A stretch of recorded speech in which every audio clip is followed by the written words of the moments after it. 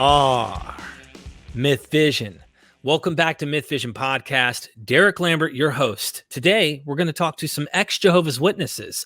I'm really interested in this conversation we're going to have today, and I know you will be too, as we're going to talk to two leading ex Jehovah's Witnesses on YouTube who talk about their experience and what it was like being inside the cult.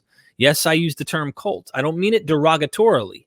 I mean it as it is an organization that oftentimes divorces family members and loved ones who may think differently. There's really not a true freedom of speech, freedom of thought in this movement. And I'm going to go ahead and pop two of these people together. Here they are. And we have Lady Cee, ladies come first, and JT. Welcome to the show. Thank you for having us. Thank you for having us, man. I really do appreciate it. Thank you. Yeah, not a lot of people have interviewed you, and I feel very privileged and honored to have you join me here on Mythvision. I've interviewed a few other ex-Jehovah's Witnesses, and your story really rang a bell. My friend David from Australia also said, you've got to talk to them. They have a serious story. And your husband and wife. So that is a very interesting dynamic to say you guys made it out. And we're going to get into some, I'm sure, more of the emotional ins. I can't wait to see what happens. But first, you guys have a YouTube channel. And this is the is it XJW Critical Thinker or? Yes. XJW. Go down in the description, guys. You guys subscribe to their channel. Go check it out. But Critical Thinker, what's going on with the title there? Why did you title it that? And I know Jehovah's Witnesses aren't told to do such a thing. So is there something behind that? Actually, it is. When we left, we were asking ourselves, what is it that made it possible for people to be involved in a cult or a high control group? And one of the things that we did when we first left is we decided to go back to college. And the first class that we decided we would take is a class in psychology, because we wanted to better understand how could good people, sincere people, well-meaning people, and we often talk about this all the time. There are people within this organization that if they were not Jehovah's Witnesses, they could literally run Fortune 500 companies. So how do these people at all these different levels get involved? And so we spent a lot of time with our professor. In fact, our professor felt that when we took the classes together, and the professor just reached a point where he's like, look, I've been teaching this class for years. I have students who just come in this class, they want to get the credit and move on. But you guys keep asking all these questions. I mean, what's going on? What's up? What's up? And so we told him and said, we're Jehovah's, we belong to Jehovah's Witnesses. And you could just see the look on his face like, oh my goodness. And so he says, okay, I understand basically. And so what he helped us to understand is that one of the problems that a witness has is that part of the culture highly discourages you when it comes to thinking critically. Because when people start thinking critically, that means they're going to ask questions. And when people start asking questions and you have a program that's not as tight as you present it to be, the holes will show, the flaws will show. And that's why on our website, we have the little statement that, I prefer to have questions I cannot answer than answers I cannot question. And one of the most important things that a good Jehovah's Witness learns is you can ask any question that you want to. You can ask any question you want to, but you better not question the answer after you get it. And so that changes the dynamics. And so that was one of the things that we found that people were not doing. We were not critical thinkers. And that's what got us in and kept us in for many of us for decades. Wow. Lady Cee, would you like to add to that maybe? Well, basically, I followed my husband because women, when you're thinking about questioning, I feel like the reason why I didn't question is because when you're married to an individual that's one of Jehovah's Witnesses and he's an elder in the congregation, he is the end of the line. And so if he says this is what it is, then this is what it is, right? And so the critical thinking, women don't even really think about critical thinking. We just follow our husbands, Wow. And so where you think things in the back of your mind and you're thinking about different issues that come up, you may not always just share that with other people, but you just know because this is Jehovah's way. This is what you're supposed to do. And so you just toe the line. Yeah, it's a very unfortunate. Many denominations are very patriarchal, where the man, the man is he's the head of the house, and so the woman simply just feels in her role. And this is highly stressed in the Jehovah's Witness organization, that as a man, the type of wife you want is one who's submissive. And if you want to be a wife, a good wife, you are submissive. And we just to give you just a simple little thought, just an example. Jehovah's Witnesses in their publications, they make the point that if you have a husband, if you are a sister and you're married to a brother who ain't too smart, he ain't too sharp, he might give the wrong answer. As a wife, you don't correct that. You don't make him look like he don't know what he's talking about. And so you can have somebody who's saying something ignorant and they just keep on saying stuff ignorant and it never gets corrected. So your partner who's supposed to help you, like, you really don't want to say that. The wife will just let you go because she knows it's not my place to correct him. Another brother will correct him. And so it creates this husband-wife relationship where you're not really a partner. She's just, someone that, stands beside you. That's all. So, but see, for women to go against their husbands is going against Jehovah's arrangement. Yeah. So now you're getting out of line. And so, of course, then people begin to look at it from the angle of, how could I be blessed by Jehovah if I'm not following in this program? And even though you can look at something and say, hey, this don't seem right, you just have to wait on Jehovah because that's the way they teach it. You got to wait on Jehovah. Yeah, it's one of the coolest tricks in the world. Everything that the witness does, when the Watchtower wants you to do something, they just sign God's name at the bottom. Here you go. And you look down at the bottom and it has God's name. So it's like, okay, I got to do it. And so that's what makes it work. So let me ask you this. From my understanding, you guys were in the religion for quite some time, obviously decades. And JT, if I'm not mistaken, you served at Bethel, and this is in New York, the world headquarters, if you will. Lady Cee, did you also serve at Bethel? And what got you involved in the religion, I guess you'd say? You gonna lead it? Okay. He was asking about you. Well, actually, he was asking a twofold question, okay, but no, I was not at Bethel.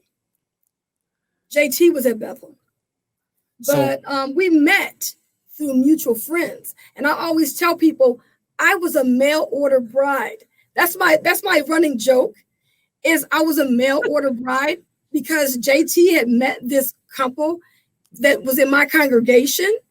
And then he went to visit them. And the sister said, I got two brothers coming from Bethel for the assembly, the convention this year. And she said, and JT will just love you. So that's why I say I was a mail order bride, because we never would have thought that, we would have hooked up, just by meeting through them, And so we corresponded. We had a long distance relationship. We corresponded. And during that time, there was no unlimited phone calls. You had to pay by the minute. Oh, yeah. At the time, I was at Bethel making $80 a month, so I couldn't afford a lot of phone bills, and so we corresponded, and we came up with this kind of ingenious way of corresponding. We used cassette tapes, so she would record a letter to me, send me the tape, I would listen to it, and then I would take the tape and record back over and send it back to her. And one of the lessons I kind of learned from this is really the difference between men and women. She would take the tape I had sent her back and she would save it. The tape she sent to me, I recorded over and sent it back to her. So after we got married, she had all these tapes that she collected of me and talking back to her. And she's like, where are your tapes? Oh, I recorded over and sent them back. That is such a guy move. Oh, man. Guy move, man. Straight up guy move. Just flip the tape over, hit record. All right. So you were working at Bethel. Let me ask you this. What was it like? I mean, did you bump into some of the head honchos? Have you met any of the top dogs in the organization? Oh, yeah. The governing body, they're pretty much accessible. And In fact, I used to live on the same floor as Fred Franz. Fred Franz lived on the 9th floor of what's called the 124 Columbia Heights building. And I was kind of surprised. I came home from work early one day, and what they do at Bethel is after breakfast at 8 o'clock, the housekeepers, which are typically, all the sisters, that's the type of work they let most of the sisters do, the housekeepers. They open up all the doors to all the rooms, just like in a regular hotel. You know how you walk down the hall in the hotel, you can see inside the rooms and stuff. And so I came home early one day, and Fred Franz's room was still open. And so I asked the housekeeper, can I take a look in Freddie's room? She says, come on down. And so I didn't go in because the room is not that big. It's a one room, literally one room. It's not a room and a half, no, one room. So it's like a dorm almost. That's basically what it is. And so I looked in Freddie's room, and I was like, his room looked worse than mine because he had nothing in there. I mean, just basic stuff, Basically, he had stuff that people had given him when he traveled, African artifacts and stuff from Australia, and when you travel around the world. But see, Freddie was a single man. And so when you looked in people's rooms, you could literally look in a room and see he must be married. He must be married. Because I remember in my room, man, the only thing we had in our room on the wall was a calendar. The day our vacation days and stuff like that. My mom came up and said, y'all have no plants, y'all have no pictures on the wall. Single guys, man, he needs a beanbag. You're good to go. But if you went by some of the couples' rooms, they was very tastefully decorated. So these leaders, these head honchos, are they kind of like how people admire Jesus, for example? A Christian really looks up to, and they would do anything in the name of Jesus, right? Is it almost like that with these governing body figures? Of course, I know they have rules. If the governing body might go off the path or something, of course, you're not to follow them. Stick to Jehovah's plan. But is there a cult following of each body member? Do you know if there's I will say so to speak? That's an excellent question. When I was at Bethel and when I was growing up in the organization, they made a purpose. They intentionally made sure that you really didn't know who they were. They were very, very low key. The average Jehovah's Witness, when I was coming along, if you said, do you know what the governing body looks like? They would have absolutely. I know people in witness for 50 years, and they have no idea what Henschel looked like. They just had no idea what Grant Suter looked like because they were very, very low key. This is one of the things that the organization specializes in. They do basically the opposite of what other denominations do. Therefore, this is what makes us different. So they make it on a very low key level, no fancy cars. I had one of the governing, I was in a congregation in New York City, in a section of the city of New York that's known as Harlem, the ghetto. I invited one of the governing body to come out and give a talk in our hall. He came out. So they were very, very low key when I was coming along. Today, the governing body are like rock stars. And let me give you a perfect example that they have done that you would have never seen a governing body do back in the day. There were governing bodies who were going to conventions around the world, and witnesses would come up and say, will you sign my Bible? Now, when I was coming along, governing body wouldn't think of putting his name in God's book. This new crop of governing body, these boys are celebrities. They're the younger crew.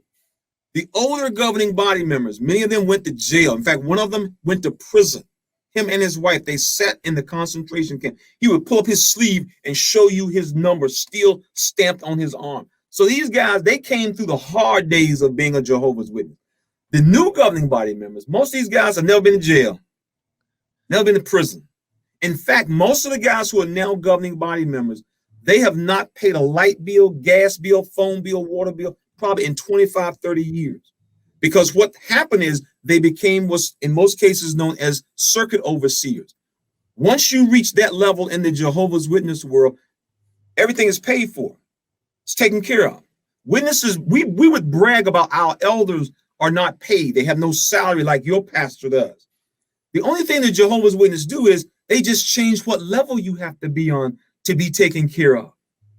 The pastoral duties of a circuit overseer is compensation just like a pastor. The Watchtower just made a decision, move it up one level. And once you leave from being just a regular elder to a circuit overseer, you get house card, all your amenities, everything's taken care of, just like a regular pastor in any other church. So as I tell people, We're not arguing about whether or not your church compensates ministers at certain levels. We're just arguing about what the compensation package is. That's all. Wow. I got to ask Lady Cee because you know how guys are, man. We'll connect and then we'll keep going, but we got to let the girls come in here. This is great. No, I'm so glad that you're saying this because while he was in Bethel, you guys were active members. You guys were really in the church. Like you really had a devotion and truth following. You were in it. I like to call it drinking the Kool-Aid. I don't mean it in a bad way, but we're just partying it up. We're in the thing. And of course, you left JT, you left the Bethel Church, and we don't know. I want to get to why, but I want to ask Lady Cee, what was that like? What was it like knowing he worked at Bethel? Were you bragging like, yeah, my man's working at the headquarters, and all the other Jehovah's Witnesses were like, girl, you crazy? You know what I'm saying? Now that is an interesting question. Now, let me say this. I will say this, okay? See, I really didn't know nothing about Bethelites, okay? But I will say this. I had some girlfriends I had just met, and they were all into it like you're saying. Like, oh, let's go to Bethel. There's some brothers up there because one of my roommates, and they're still heavily in the organization, her brother was at Bethel. And I didn't know the whole full scope of Bethel just yet, right? Because they didn't really get into it that much. They were just saying, we're going to Bethel. We're going to meet with her brother, his wife, and this and things like that. But I didn't know they had all those brothers up there. Not the way they were going at it, So bottom line was, my mom was not impressed with anyone. She didn't care who you were. She was not impressed with personalities. So mom did not raise me to be in awe of anyone. It was like, I'm just here and this brother, whatever. In fact, she didn't even want me to marry JT because she was like, I don't know why you want to get involved with him. She said, because he ain't got no money. She said, these brothers are up here at Bethel. They don't want to work because if they wanted to work, they would be out of that place working a job. That was what my mom said. She said, I don't know why you want to marry him. But she grew to love him, But anyway, bottom line is, so no, I was not impressed. But, when I would meet people, that knew him, I had met this sister at a function. And you know how you try to connect with people because you like, oh, you know that person, I know that person, and you think you're going to get an instant connection. That didn't happen. She was not happy with the fact that I was dating JT, courting JT or whatever, because I later found out that she wanted one of her girlfriends to be courting JT. So I was like, oh my God. So then I started shutting my mouth. I was like, I ain't saying nothing to nobody else because I didn't realize how crazy people were. Yeah. And I'm going to tell you something. I think that was part of my beginning to wake up moment with this religion, looking at how people were treating you once they found out, that you were dating a Bethelite. It's almost like reality hits from basic stuff. It's not always, I discovered a doctrine is off or there's inaccurate information. Sometimes it's an emotional thing that will trigger us to realize, like, hold on. The words in this book and the organization aren't lining up, well, at least the claims that it's supposed to line up, and it's not lining up. And enough of that beating you up will make you kind of start to awake. You start cracking your eyes open. Let me ask you another thing. What got both of you into the religion? Were you born into it? Well, I always tell people that my family bought this religion on their doorstep because my grandfather, probably back in the 40s, witnesses knock on the door, coming in, studying with my grandfather. He did not get all in it at first, but one of the things that he did do is he came home one day, my mom said, and threw out the Christmas tree. Because once he said he realized that Christmas was pagan, he said, my family will not be doing this. And it took him, another 50 years before he became a baptized Jehovah's Witness before he died. But check this out. This is why when Jehovah's Witnesses knock on your door, It is very important that you don't take them up on that free home Bible study, because once you crack that door open and once you let them in, they begin to indoctrinate and poison your mind with their teachings. And that's what happened to my family. Now, they may not take the religion right away, but they remember those things that they're told. So what happened in my family was my mother lost her son, my brother. He was walking across the street. He got hit by a car, killed instantly. Mom remembered the paradise earth thing, the resurrection, all of that.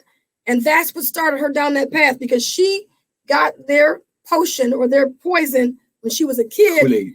Right. She got the Kool-Aid. She got a little sip of the Kool-Aid, some years prior. But then when she needed to open up that door to walk through their promises, then that's when she ended up getting involved with this religion. So from about the age of 5 years old, I was a Jehovah's Witness.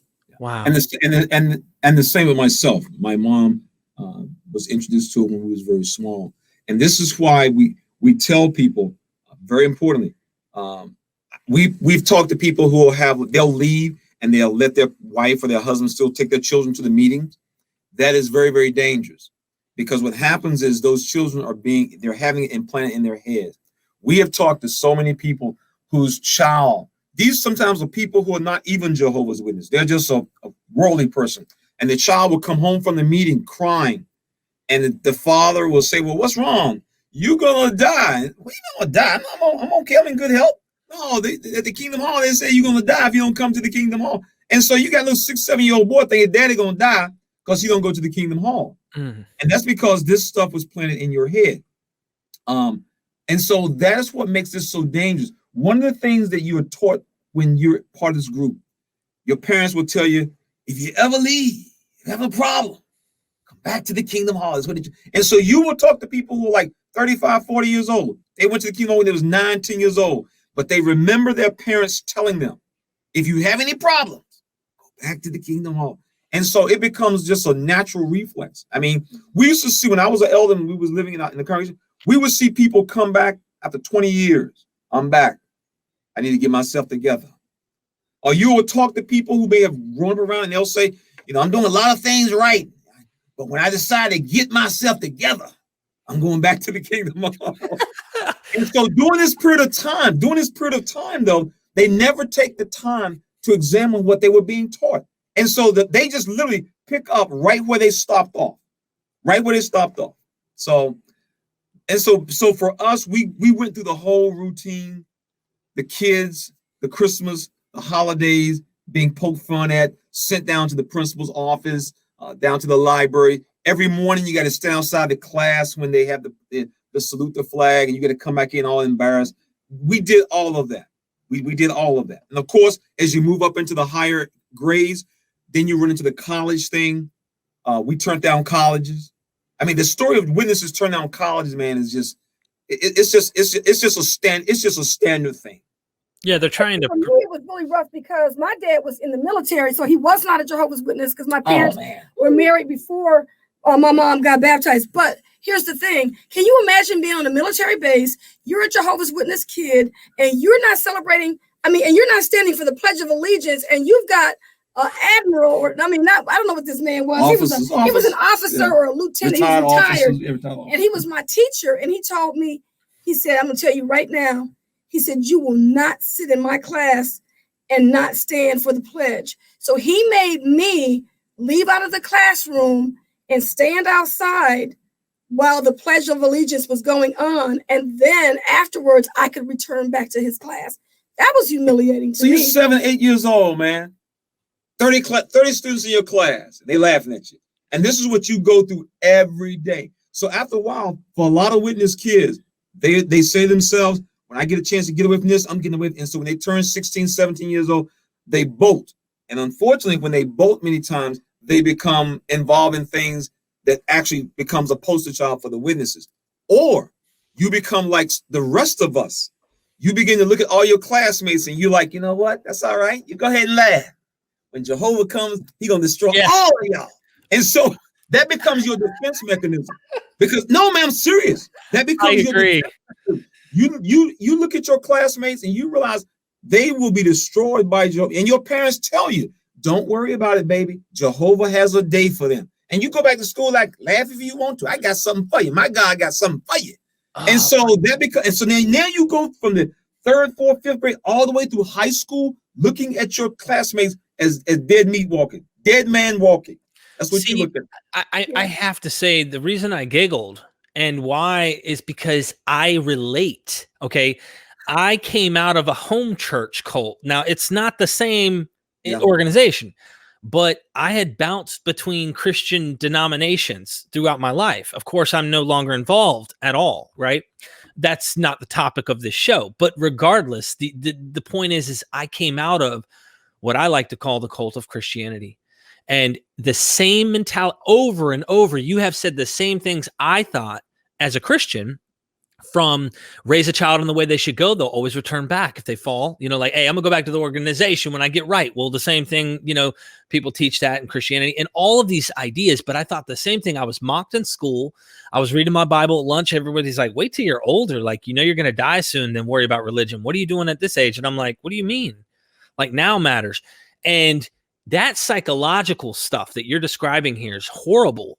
Your view, your outlook of humanity, and not being okay with people who have different thoughts and different things that they hold to. Like, what you were raised with is the truth. And so I got to ask, that moment that the TTATT, the truth about the truth, when that hit you, when you woke up, were you in Bethel? How did you leave Bethel first? Before, I guess, if you're still in the organization, did you leave on good terms because you got married? Like, what happened?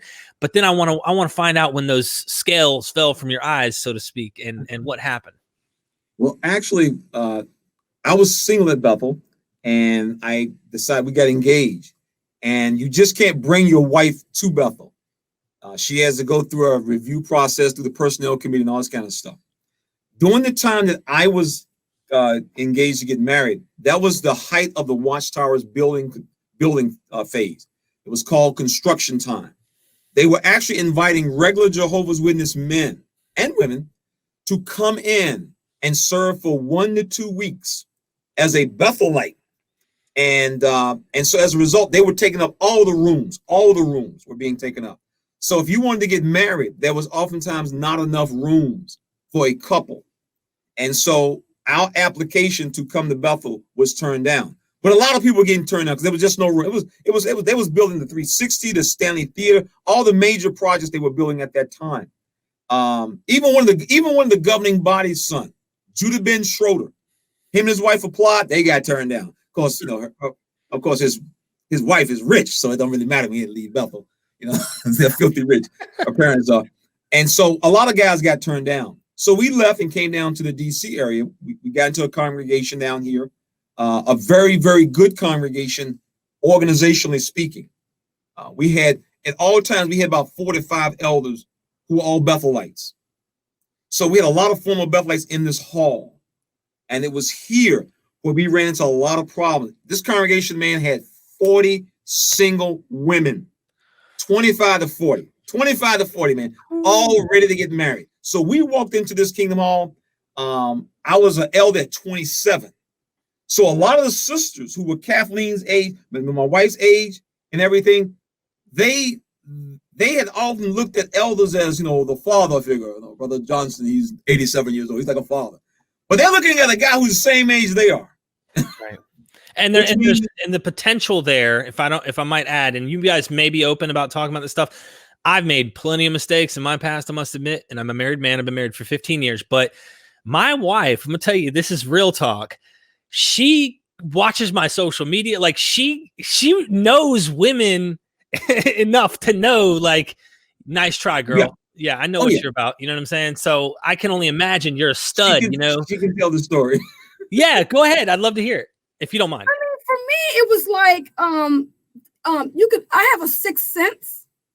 And so for me, for a lot of people on the surface, it was like they're being nice to me because of him. And then you would have sisters that would get together and have get-togethers, but they would exclude you. And it would be like this one sister was like, "Oh, you're younger than us, so we can't have you. You're not in our group because you're too young." And I'm thinking, whatever happened to David and Jonathan? Remember how the age difference in the Bible? And so then I'm thinking, okay, so I just didn't connect with them. You know, they were single sisters. It was just single sisters. And the other issue that we had was because we were so busy, like we both worked full-time jobs, and we actually didn't have a lot of time to socialize because JT was busy with the congregation, working a full-time job and all of that. So, you know, but the thing is, it was really interesting how we had all these women, but we didn't have much association with them. I didn't get with those sisters that much. And so I always hung out with the people that were not in my congregation, you know, or people on my job that I knew that were witnesses, you know. I don't really have any, in our congregation, let me give you this one experience. JT had met this couple when he was at Bethel. We were visiting my hometown in Michigan. We went to go visit them, and we were getting ready to eat dinner, and I'm getting ready to go sit next to JT, and the wife says, "Why are you sitting here?" I was going to put my daughter next to him, you know? So it's like, it's only like a 6-person table, but then you're going to say, I'm going to put my daughter next to JT. It's like, why? In one of my congregations that, because I lived in different congregations when I met him, another congregation I was at, the single sisters were there. JT came to visit. And then the word came back to us, to my family, that JT would make a good husband for this sister over here. So it's married. It's like I'm dating him.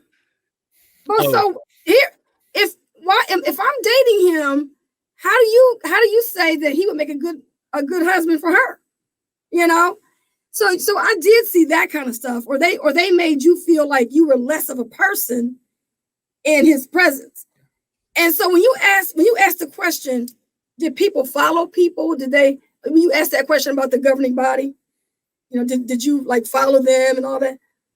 I feel like women in the organization looked at brothers like they were Jesus on the rock in some cases, you know, because I felt like, especially if he came from Bethel, I felt like they would be like trying to worship the man, you know?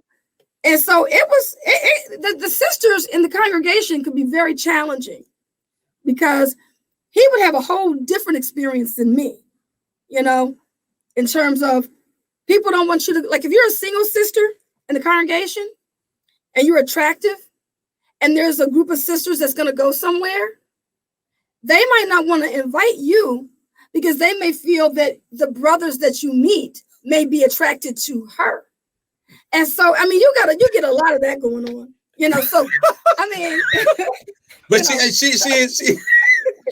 is right. In fact, that was one of the reasons why I ended up marrying her, because being at Bethel, in the Jehovah's Witness organization, that is the Jehovah's Witness version of Yale and Harvard. That is the Jehovah's Witness version of being in the NBA, NFL. Okay. So you get these groupies. I mean, when I was at Bethel, man, on the weekend, it would be nothing to walk into the lobby and it'd be like 20, 30, 40 sisters in the lobby. They're there to see somebody. You know, they're hoping and because what would happen is, because it happened to me as well. I'm from North Carolina. So I'm at Bethel.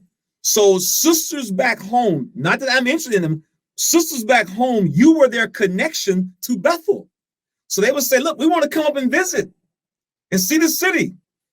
And so what you would do, you say, well, how many of y'all coming up? It's going to be 8 of us. So then you got to call up 8 of your boys because you can't walk around New York City with 8 women. You know, you call up some of your boys and say, what y'all doing this weekend? I got some sisters coming from North Carolina. I mean, I'm free with time. We get together, we go down Central Park or something. And so all of a sudden, you now got to get the guys together. And of course, the guys always volunteer. They always volunteer. Yeah. And so sisters would always be coming in. Sisters from Chicago, LA, overseas. And one of the guys on your job or whatever said, man, JT, what you doing this weekend, man? I got some friends coming in. You want to hang with us? Because they needed help. You know, you need somebody to be able to talk. You go out, you know, so everybody has somebody to conversate with, you know. And so they were always there. But see, my wife, she was like, please. Yeah. And I was like, please. Not impressed. Yeah, not impressed. Like, but you know what? Remember when so I talked about my these are my roommates. Okay? Oh yeah. Oh. Now the girls I told you about that one of their brothers was at Bethel and they would go up to Bethel. Well, I ended up rooming with them because we went to go serve what we call the Need is Great to a congregation in another area. So they started off on this track of meeting Bethel brothers. And when I went to go live with them and we went to go move to Maryland to go serve with the Need is Great, I ended up with the first Bethel brother from that group. But the other girl, she had already gotten married and she was gone, so I was taking her place. But they were jealous. And so her mother, the one sister, her mother was visiting and they were talking about me getting married. And so then her mother, to kind of like downplay it and to make me look like I'm just, lusting. Tell him. I'm going to tell him here. She said, oh, marriage is not no big deal because the reason why people get married is because they're burning with passion, lusting after a man. And so she tried to make it seem like because her daughter hadn't found somebody yet, she wanted to cast me in a bad light. And so there was this other pioneer couple that was over to our house at the time. And the brother said, well, I must have been flaming with passion then. He goes, because I know I wanted to get married. But see, she said that to make me feel low because her daughter had not found a Bethelite and she had been going to Bethel for 5 or 6 years. And then here I come out. I didn't even meet him at Bethel. I did not meet him at Bethel. I met him. I was minding my business. And I got a phone call and somebody said, these brothers are over here and I want you to meet them. And they had to beg me to go, But the bottom line is they were jealous of me. And her mother said, if you get married, it's because you're inflamed with passion. And Jehovah's Witnesses don't want to be accused of being inflamed with passion. They're using the Bible they're using it for their own, like, it's funny because Paul does talk about that kind of stuff, but it's like, let me go hijack a verse to use it as a hammer. Like, what are you doing? You know what I'm saying? Let me ask you guys another good question, because this is really good news, to bring in some really good news. For the first time in 42 years, you know where I'm headed with this. There's a decline. In fact, the Jehovah's Witnesses have put in like 1.6 billion hours of proselytizing, if you will, preaching, pioneering, if you will, getting out there trying to Bible study and get people to grow the Jehovah's Witness organization.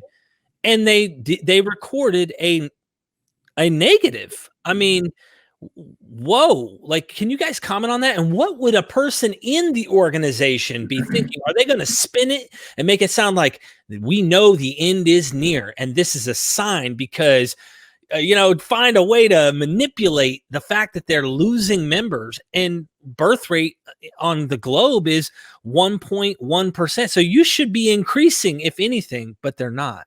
So what, you have any comments on this? Yeah, that's a very good question. You want to share your thoughts on this? You're talking about the service report. Yes.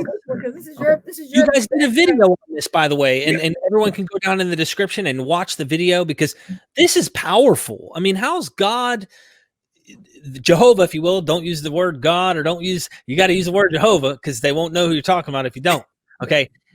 How is this organization really ruled by God and yet it is decreasing in membership?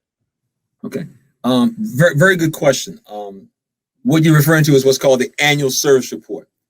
We did a video on it, and I think it's important to understand how the Watchtower spends it and how we as former witnesses would look at it. It's kind of almost a given because of the COVID situation that their numbers would be a little down. In fact, that is exactly how a good speaker would spin it. Mm-hmm. He would spin it, well, brothers, we expected the numbers to be down. And what happens is sometimes in the former Jehovah's Witness community, we will see things and we will say, got you, this is it.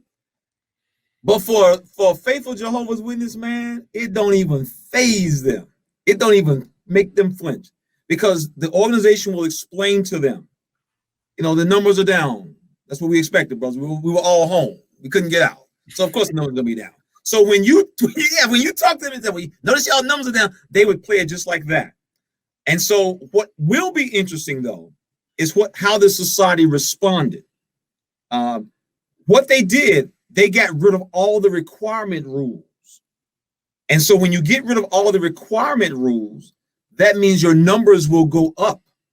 So it's going to be very interesting to see what happens next year, because it's like we mentioned in one of our videos, it's like a school where you have the 93 to 100 for all the A students.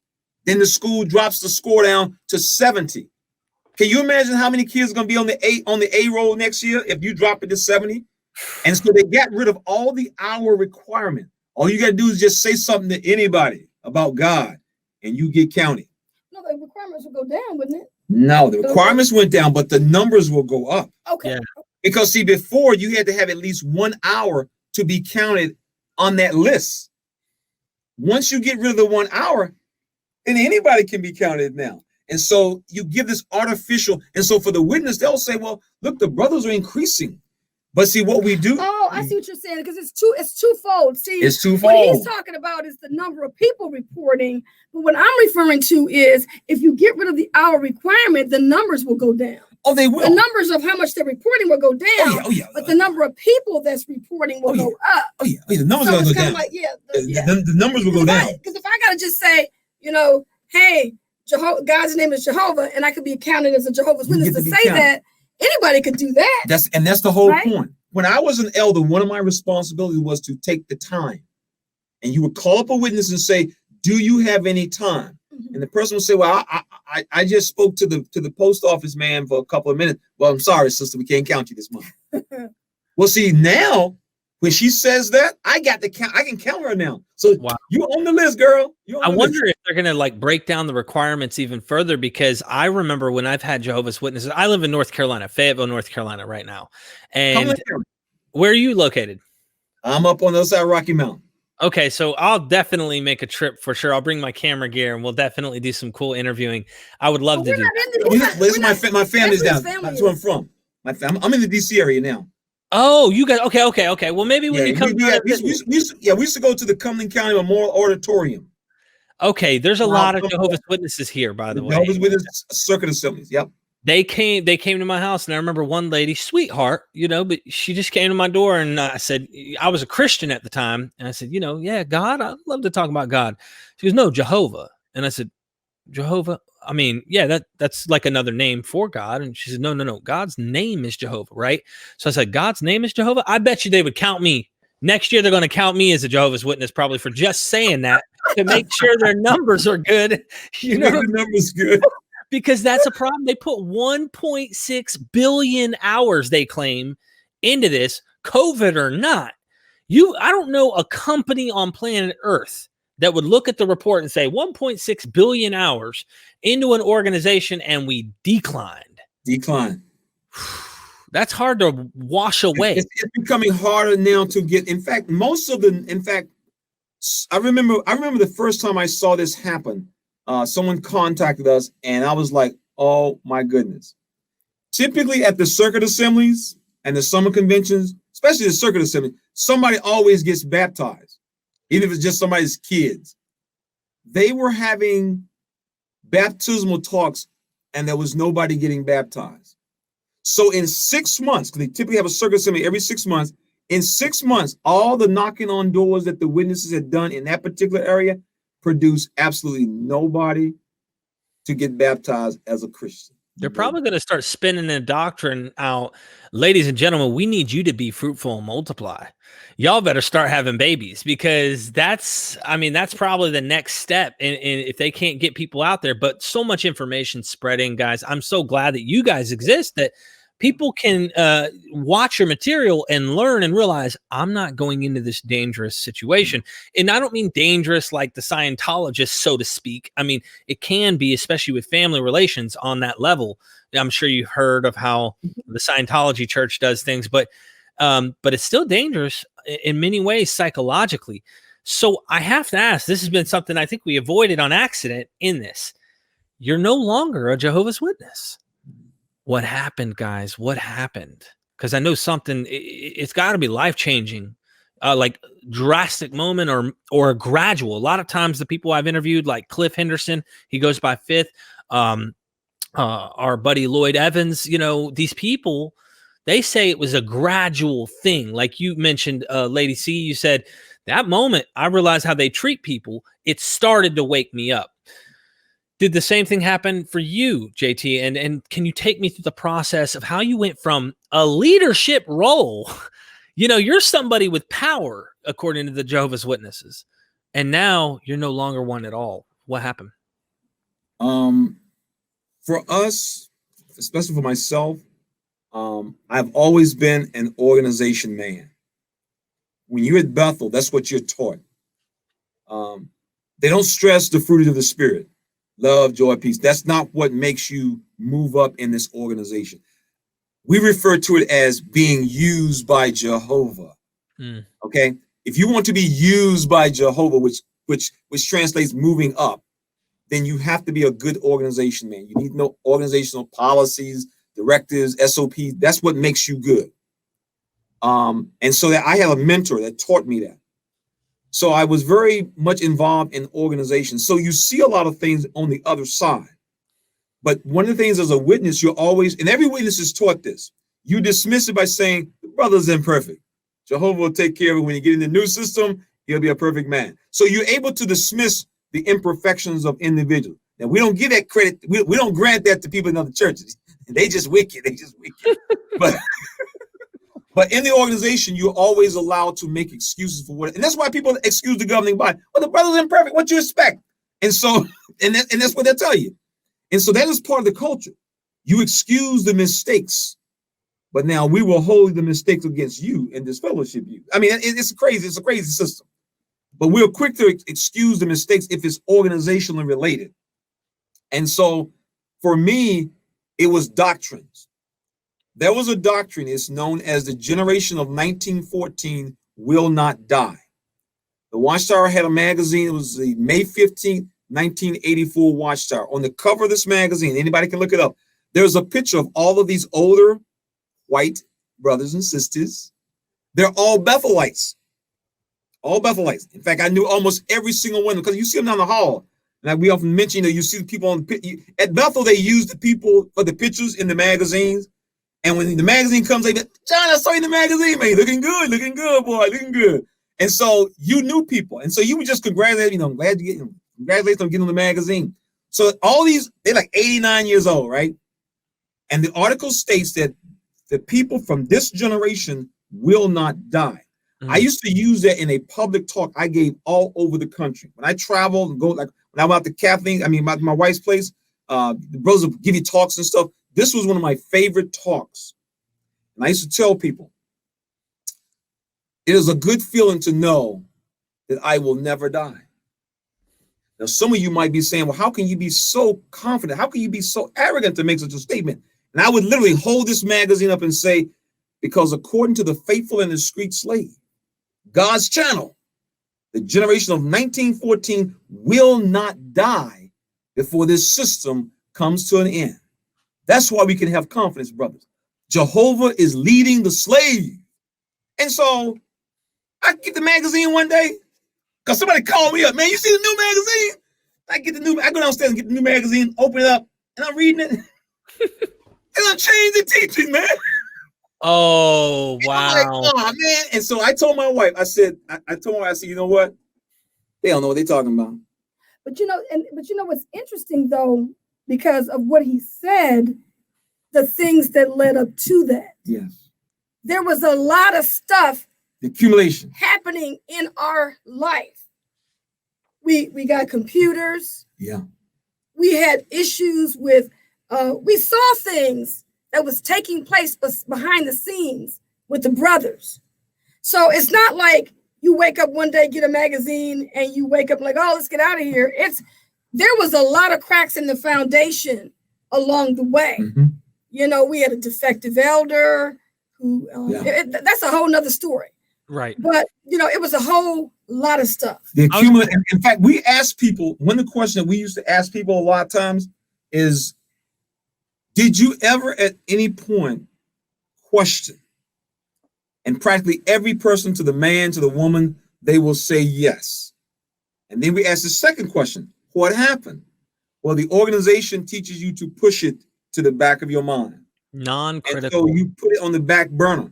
But after a period of time, the accumulation, like our buddy, he said his dad just realized something ain't right here. And that's kind of where we are right now. And that's one of the reasons why shows like yours, like ours, and all the other people who are expressing what their experience was, is very dangerous to a cult.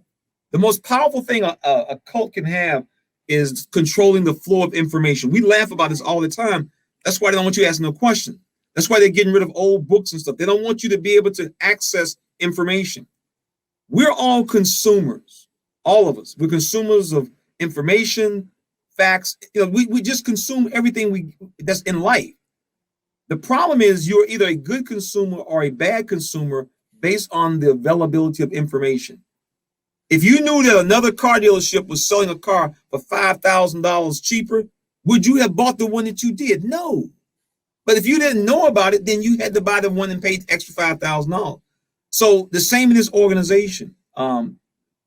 We tell people, I tell people all the time, we talk about this. A witness knocks on a person's door and they basically ask a very simple question. Very simple. Sir, madam, are you willing to examine your faith, even if it means you might find out something that you don't like to know? That's all we're asking people when we knock on their doors. Yet no Jehovah's Witness could do that. On their own faith, right? Because they start with their right, and that's the thing. They can't look in the mirror. But oh, go ahead. I apologize. No, I was going to say, yes, that's true. And see, here's the situation. When we were coming along and getting this computer after we, got married and stuff, what we discovered was you go to the internet and you don't know what to type in the search engine. So as a Jehovah's Witness, they're always what you've said it a couple of times about Jehovah.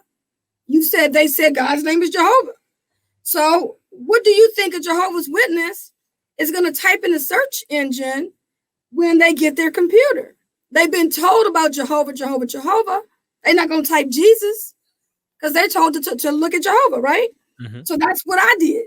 I typed Jehovah in that search engine, and you should have saw all of the apostate sites that came flooding into my screen. And I was like, whoa, there was women's issues. I love that one. The women, the Ex Jehovahs Witness women was talking. They had all these experiences.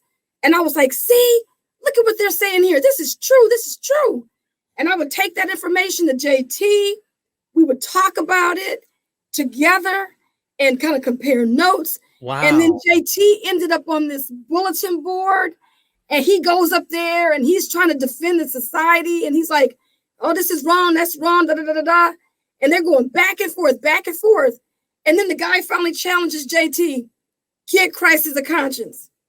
And that's what really opened his world. I didn't even know he was getting this. I don't know if you were scared or what, but scared to death. She would turn me in, maybe. I didn't know. I couldn't. You can't trust nobody, man. I didn't know what this Christ as a conscience book was, but I think he must have already bought it, read it, and cried for 2 weeks before I found out about it. But that's what I mean. So it's that talking to people, breaking down the barriers, not letting people say that I'm not going to read that. I'm not going to get that out of my face. We didn't do that. We allowed all that information to come flooding in our search engine in our web browser. And I was reading. I might not have read the latest Watchtower and Awake on regularly, but I was on there reading those apostate sites. It's like psychologically speaking, when you're driving down the road and you see someone's parked on the side of the road and nothing's going on, you just keep driving 45 miles an hour in a 45-mile-an-hour zone. But when you see sirens and you see an ambulance and you see a car on the side of the road, you see a problem, everyone slows down to 15 miles an hour and looks. That it's a good thing that you saw that, because you needed to see an ambulance. You needed to see there's a problem here, and it caught your attention, which allowed you curiosity. And there's that fear of stepping into the unknown, especially when you're told your whole life outer darkness or this or that or whatever it might be, some terrifying, horrific consequences that can come from it. You're going to get, you're going to be part of the apocalypse, and it's going to be on you. All those things. I thought the same thing about the rapture when I was a younger Christian. And I must admit, like, for me, the critical thinking, I took the axe to the root of the tree. So for me, everybody does something different. I know Jehovah's Witnesses that leave the Jehovah's Witness organization and get into a Christian fellowship. For me, I was that Christian fellowship. And I left the Christian fellowship and went to the root. And I saw words of Jesus and the Apostle Paul and others saying, it's about to happen. The apocalypse, the end, these things. So I was left with a crisis of a dilemma for me. And I thought to myself, I said, okay, he either came back and it all happened, or he's no different than all the other apocalyptic preachers in the world who said it's about to happen, but it didn't. And for me, I've come to some conclusions, which led me out of it. And it was eschatology, the study of end times, the study of last things. So I think we men have that similar, like, hold on, man, you said it was about to happen. Now you're not even talking about it like it is about to happen, but then now you're saying, and I heard recently they're coming back with this, like, yo, it's about to happen sometime soon again. I mean, make your mind up, I know. But you know what? That's why more guys are leaving, and they're leaving their wives. I mean, we can't tell you how many people we talk to that they email us and they're like, how do I get my wife to wake up? To now them and their wives are getting divorced. It's like they tried to work it out. They tried to make it. The wives have taken the kids, demonized the kids against the fathers. It's a hot mess. It's pretty bad, because you got to remember, I don't know how familiar you are with the teachings of Jehovah's Witnesses on separation and divorce, but one of the things that the Watchtower allows a person to do is to leave their mate if they are in what is known as absolute spiritual endangerment. If staying with this man or this woman is going to damage your spirituality, then you got a right to leave, sister, and we will support you, brother, if you leave that woman, if you leave that man. And so as a result of that, when a spouse tells the elders, my husband is getting into that apostate stuff, they will let her know down the road once they talk to him and they see they can't pull him back, they'll let her know. Sister, the society, the branch says, if you find yourself in spiritual endangerment, if you feel you there, sister, you can go ahead and leave. And so, right. and so this is the catch-22. We're talking to the men or the women who left. We talk to both, and we let them know you need to understand. This has been the catch-22 in this organization, man. When a person leaves this organization, they had nobody to talk to. Nobody. No, I tell my wife all the time, I have mad respect for the witnesses who left in 76 after 75 didn't come about. When those guys left, man, they had no internet, nobody. And we have met people who left during that time, and they'll tell you, man, I thought I was crazy, man. I was all here by myself, nobody else. But see, the internet has been a game changer. When people jump on this internet and they see they're going through the same thing. We have people from Africa, from Ireland, from Australia, people all around the world who we don't know, ain't never seen, talk to a day in our life. And yet when they hear us talk about the organization, they're like, that's the same thing I'm going through. But the number of people that we've been getting emails from that said that they left in the 70s and the 80s. Man. Wow. And because in the 80s, they didn't really have the computer, it was just starting. I really feel like if we would have had the computer in the 80s, I would have never got back to it. Yeah. And that's the whole, you're right. Because I give you a perfect example. I've asked, my parents, if they had known about this organization, what we know today, if they had in their hand the resources that we have today to do research on the organization, would they have gotten involved? No. See what I feel like is, because when I used to be a regular pioneer, one of the things that and I would watch people when I would go to their door and we would sit there and we would do we were studying with people out of the Live Forever and Paradise Earth book. And we would go to people's houses. And I remember starting like 5 Bible studies in this one particular time. And me and my aunt, we were like both together, hanging out together, pioneering together. And we would go talk to these people. And there's this one paragraph in the Live Forever book that talked about how you're going to have you got some people in your family. They're going to find out that you're studying with Jehovah's Witnesses, and they are going to tell you that it's wrong. And so they're going to try to discourage you and all these kind of things. This is what we would tell the people on the Bible study. And we were making headway.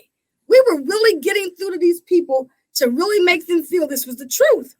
Sure enough, we would return the next week, and all those people would tell us that their family members, you guys were right. My family said, leave those Jehovah's Witnesses alone. You don't want to get involved with that group. And I think that was what got them. So even though they didn't continue in their study, there was still that little cliffhanger there in the back of their mind. Like, I do believe that there's some truth there because you gave them just enough to be dangerous.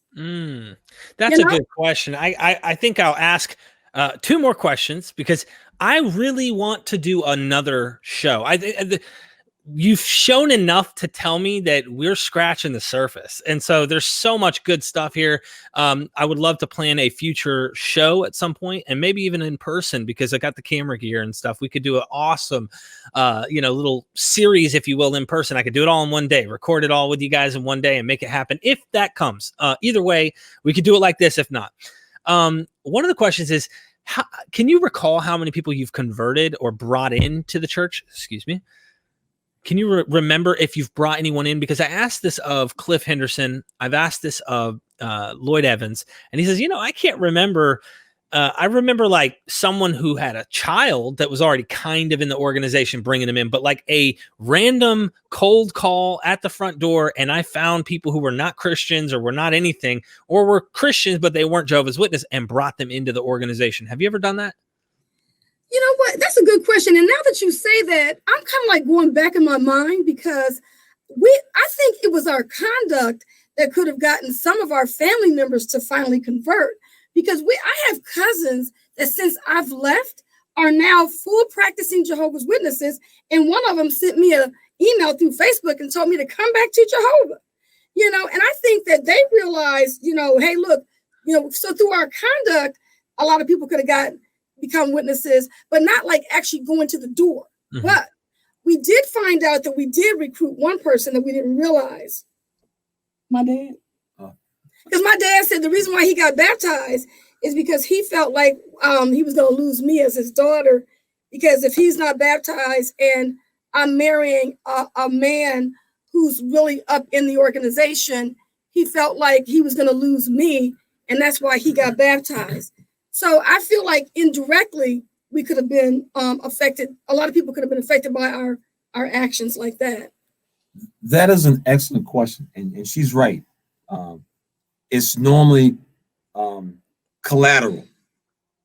In other words, people and that kind of stuff. But that's an excellent question because the answer for myself is no. I have never knocked on someone's door. I have never met a day in my life, studied with them, and they became a Jehovah's Witness. In fact, that is basically where the largest growth is for most congregations is within the families of Jehovah's Witnesses, co-workers of Jehovah's Witnesses, people who know somebody, next door neighbor. They see you come in your family dressed in a suit and tie, and they take an interest in what y'all are talking about. But for the average Jehovah's Witness, we discussed this at one of our elders meetings when I was an elder. We lived in the city of Alexandria, and there was literally only a handful, maybe 5 or 6 people who became Jehovah's Witnesses who were actually citizens of Alexandria, Virginia. Most of them were people's kids, grandkids, cousins, grandma, that kind of stuff. And so the activity, and this is what makes this whole Watchtower preaching work really one of the biggest time wasters I have ever seen in my life. I mean, it is. We would actually have the circuit overseer who would come and go out with the Jehovah's Witnesses during the weekdays. In Alexandria, Virginia, they would go into a building with 300 people, and they would come out with 299 knotted homes Because everybody's at work. This organization is out of the 30s and the 40s and the 50s when housewives were at home, witnesses stopped by, started studying with the wife, and maybe they can get the husband to come in. That is the basic for the last almost 100 years. That has been the basic premise of how this operation has worked. And that's why they're struggling with this new digital age, because they're not touching people.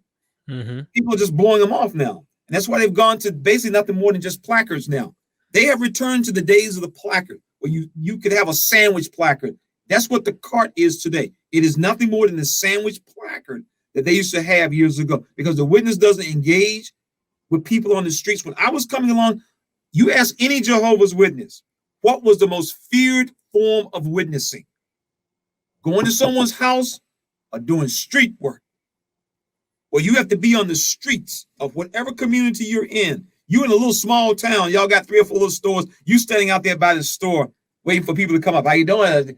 No, that's the most feared preaching work in the world. And that's why this new preaching work that they're doing, they just stand there. In fact, man, I've seen witnesses up on the tablet. They don't even pay the cart no mind. They're nothing more than just a vendor. That's all they are now. Wow. Yeah, the passion seems like the passion's not there. No preaching. Wow. Let me ask you a final question, because we really have, there's so many rabbit trails we could get lost in doing shows specifically on. And I can tell, first of all, I love you guys. You guys are something else. Not only are you very dynamic and you're very enthusiastic about what you do, which really I think is going to save so many people. I really hope that you guys get a lot of followers from this, grow your channel. I hope your channel expands, because the more lives that are touched by your message and what you guys are showing, man, I really hope it does on a scale that you can't even imagine right now. I'd like to see that happen. It has, at this point, man, to be honest with you, we never, and we've discussed this, we never imagined that we would, we have helped more people leave.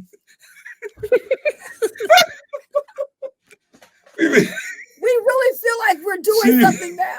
You're doing the Lord's work. We've helped more people leave, man. Exactly. Right? And it's not really help people. It's not that we've done anything special. We gotta start counting our time. Yeah, they gotta start counting our time, man. So it's not that we've done anything special. We've tried to. That's why we kind of set up our channel the way we did. We just wanted people. We didn't want to come out and one of the most important thing is, you have to, when you leave the organization, you have to come to some point where the anger is you put it in its place, because you can be. Let me put it this way: anybody who's ever been ripped off was ticked off for a little while. Yep. Wow. I don't care who it is. If anybody watching this video has ever been ripped off, you bought something you thought you was buying, you paid a lot for it, and it turned to be a piece of trash, you are going to be ticked off.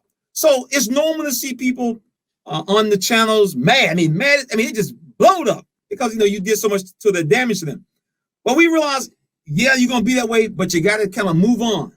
Mm-hmm. And so we wanted to come out for one basic purpose: to let people know there is life after Watchtower. See, they told us, man, you were gonna be unhappy, that your life was gonna go to the hell in the handbasket, and you would be out on drugs, selling crack, and swinging on poles and all that kind of stuff. But Chief, we're what you see right now is basically what we were before. We're the same basic people doing same basic thing. We just ain't hawking books on the weekend. That's it. Wow. And so people we on our channel, we've been trying to bring people on who have left the organization and they have gone on to do things outside the organization that has brought them a certain measure of joy and happiness. So you can see, because when witnesses see us, they're like, y'all smiling. I mean, I got my wife yelling at me one time, it was cold. It was cold-blooded. We ran up on this brother, and he was standing there. I said, man, like you tired, man, like you wore out, And so, we were just laughing, and you can see he was just broke down because he just came out of field service. He got to go home and study his Watchtower. And so he's a broken man. And see, he's up in age now. He's one of those guys who said, it's going to come soon, and it hasn't got here yet. Wow. That's we what didn't we're get him. doing. We didn't give him a chance to ask his last question. Oh, I'm sorry. No, you're fine. No, look, this is why I love doing this, because I allow you guys to really I'm take not it. saying that. Be quiet. You're fine. No, I got to ask you one more, so I'm going to have to hear something now. Are there anyone in your family that are in the organization that don't speak to you, can't speak to you, or purposely have outcasted you completely, that you can't talk to, that you wish you could, that you would love to say words to right now and tell them how much you love them, and like, look, I love you no matter what, because I know what you're thinking and I understand where you're at. But is there anyone in your life that your family? Yes, for me, I have a very personal situation. My mom's baby sister, and she had left the organization, and she said she wasn't going back. And then she ended up getting a diagnosis with cancer. And she still talked to me and helped me get through the situation with caretaking for my mom. Mom just had a birthday yesterday, and mom is still here, but her sister died. It'll be a year in April. Wow. My aunt went to her grave not talking to me. And she literally, I mean, if I tried to talk to her husband, like one time I called to her house and I talked to my uncle, who's not a baptized witness. After that phone call, he could no longer call me in her presence. She wouldn't even let him call my father. So, and he wasn't baptized, but she went to her grave not talking to me. That kind of hurt. Yeah. And it hurt my dad really bad, because my father, he goes, I remember I met her when she was 9 years old. And when she graduated from high school, she came to live with us. I was the maid of honor. No, not the maid of honor. I was the flower girl in her wedding. And her daughter was the flower girl in mine. And she went to her, and we were close. We used to be close as a family. Yeah. And she went to her grave not speaking to me. That was terrible.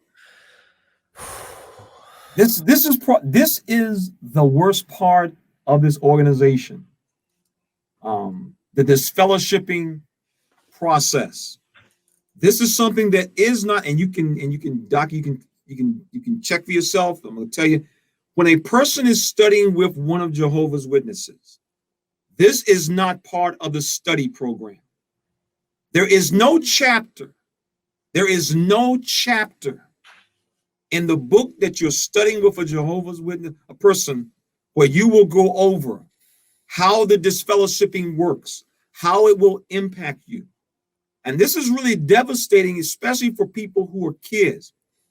The government, states, society will not allow a child, a minor, to sign an agreement, a lifetime agreement. Yet the Watchtower will allow a child 9 years old. If you think a child who's 9 years old fully understands and comprehends that if you jack up, your grandmama, your cousins, your uncles, your brothers and sisters will not speak to you for the rest of your life. If you think a 9-year-old child understands that Big Mama is not going to talk to him no more, you're a fool. You're a fool. And that's what happens when these young people get baptized. They don't realize that they have literally signed a contract. Chief, it's almost like being in the mafia, and but one way out. And so that's what makes this thing so sad. We talk to people who got baptized, man, 8, 9, 10 years old, man. They had no idea what this fellowshipping was. And so this is one of the, and people often wonder, this will probably be the very last tool that Jehovah's Witnesses will ever get rid of, ever. And they probably never will, because it is the most powerful tool. Right now, watching this video, there are people who are still in this organization and they want to leave. They want to get out. They even have like little names for them, Demos and Primo, all kinds of, okay? They want to leave. The Watchtower know as long as we got this fellowshipping thing on, we can hold over your head, you ain't going nowhere. If the Watchtower was to drop this fellowshipping thing today, the Kingdom halls, well, they're all empty now, but they would be empty. People would be gone. This is, when you have I heard a guy make a statement once, and I thought it was so powerful. He said, if you want to know you're in a cult or not, see how they treat you when you leave. Okay, we know people who they go down to Mount Nebo Church and they don't like the pastor or whatever. I'm getting out of here, and they go to Mount Calvary next week. Yeah. Nobody over in Mount Nebo is going to treat them like a dirt. But in the organization and other organizations very similar to this who work on this, like you said, your personal life experience, you said the things we were talking about, you said it was just clicking because they are all from the same cut. Different flavor, same basic product. And so this is what makes it so sad. But like I said, the point of our videos is very simple. Realize there is life outside the organization. And today, unlike in the past, there is a growing support organization that you can turn to, that you can talk to, and you can hear people share your stories, just like you have. And that's what's going to, to me, that's going to be the game changer. If you are thinking about leaving, you're going to make it. You're going to make it. You're going to make it. Wow. That's powerful. You two are something else. Really, really great conversation. I really do appreciate you coming on here. Everyone who's watching, please go hit their subscribe button on their channel. Make sure it's down in the description. Make sure you guys hit that like button, help them grow this so that more people can hear it. I really do appreciate what you guys do because you're giving people freedom. And also they can think critically. Those tools can be used not only on the organization itself and the books that they use and how they approach people in everyday life. You can take this tool and this skill set on how to live life. And I really appreciate everything and joining me on the show. Let's do this again sometime. Absolutely. Yes. I enjoyed it. Yeah, Thank you for having us on. Thank you so guys much, are fantastic. Thank you. I really do appreciate it. And don't forget, ladies and gentlemen, we are Mythvision.